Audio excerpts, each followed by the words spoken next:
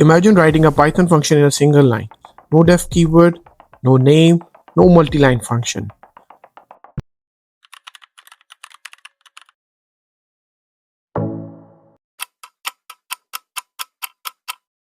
Why would you do that? This is very important because it is used in some specific functions like sorted, map, and later topics that we'll discuss.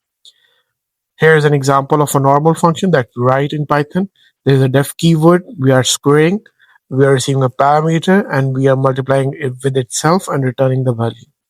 Here is a lambda function that does exactly the same. There is no name and there is no two-line function.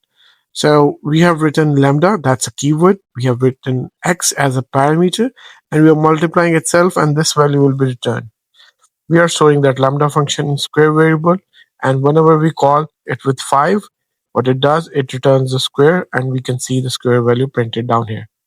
There's another function, add function. We created using lambda statement, and there we have two parameters a and b, and we are summing them up and returning the value. So you can see when we pass 10 and 20 into it, it sums up and returns a value of 30, and we can see the value 30 here. Okay, so why we use def and why we use lambda? Lambda is used where we need smaller functions, single statement, single line functions. It is very efficient to write the code this way. Here we have a student dictionary containing student name and student marks. And here we are using a sorted function, which is traditionally not used to sort dictionaries.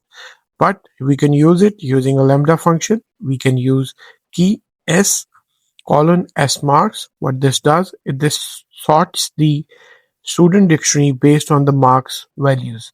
And there is a reverse. This sorts it in the descending order, and we have printed finally the dictionary, and we have this answer. That's it for the video. Next video we'll be discussing decorator functions. Bye for now.